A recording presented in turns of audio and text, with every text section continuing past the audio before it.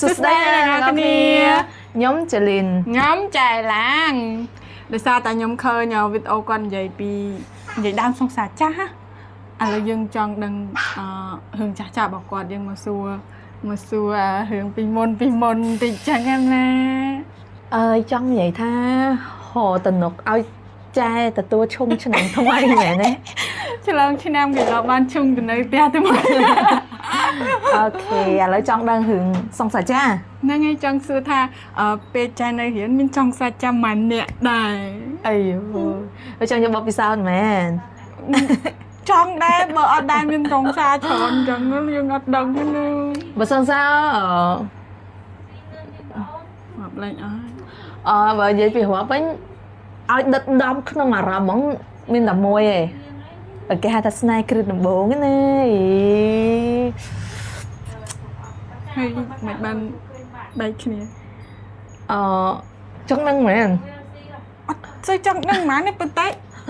មិនបានបែកគ្នាចែមិនបានបែកគ្នាហ៎ចង់ហ្នឹងបិទម៉ូតតិចហ្នឹងកុំស្ដាប់រឿងស្អីមើលទៅធ្លាប់លើគេហៅថាមិត្តរស់មិត្តធ្លាប់មិនទៅស៊ីសាហាវឆ្ងាញ់ហ្មងរបស់គេហ្នឹងឆ្ងាញ់របស់គេហ្នឹងហើយជួបអញ្ចឹងតួហ្មងហើយធ្លាប់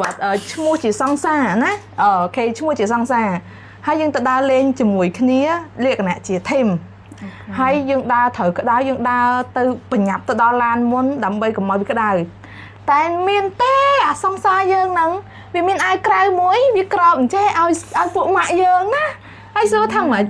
ខ្ញុំវិញហែកខ្ទេចហ្មងអាយដូចតែខ្ទេចដោយសារស្នាដៃខ្ញុំហ្មងអត់ទេអត់យើងស្ងាត់ហ្មងយើងទៅតាំងចិត្តនឹងតាំងចិត្តបន្ទាប់មកយើងក៏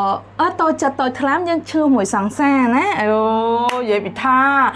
មានមិត្តភ័ក្ដិហ្នឹងហើយវាថានិយាយអូពូម៉ាក់កាត់អីហ្នឹងមិនបានខឹងគេចេះអូយគេល្អគេអីណាអូយយើងក៏ទៅលើកឡើងទៅហើយម្ដងយើងក៏ត្រូវគ្នាទៅពេលត្រូវចូលត្រូវឡើងមើលអ្នកចិត្តខាងគេថាអញ្ចឹងគេថើបគ្នាបែបលាក់លៀមចង់និយាយអញ្ចឹងណាគេនឹង sweet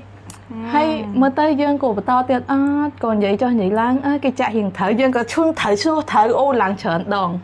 ពេលយូរទៅយើងក៏ថាអូយឆ្អាតចិត្តទៅវាអត់មានអីទៅទៀតទេបើគេចង់បានរបស់យើងឲ្យគេយកចុះ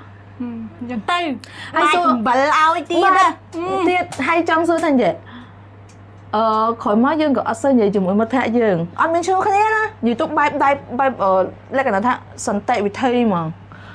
ទាំងមិត្តភក្តិទាំងសង្សារនិយាយទៅសន្តិវិធីខ្លាំងហ្មង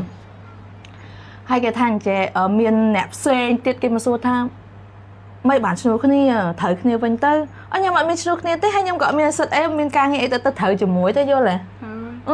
វាពេលខ្លះរឿងឈឺចាប់រឿងអីយើងបោះចោលទៅយើងកប់ដីទៅកុំយកមកបៀមទុកបៀមសោកពេកហើយវាអស់ហើយចឹងវីដេអូយើងវាតែប៉ុណ្្នឹងទេបើសិនជាបងប្អូនចង់ដឹងរឿងអីទៀតខមមិនមកខ្ញុំទៅផ្ទះហើយគាត់ដឹងទេដល់តែខ្លួនដែរទៅទូឈុំឆ្នាំថ្មីតែប៉ុណ្ណេះ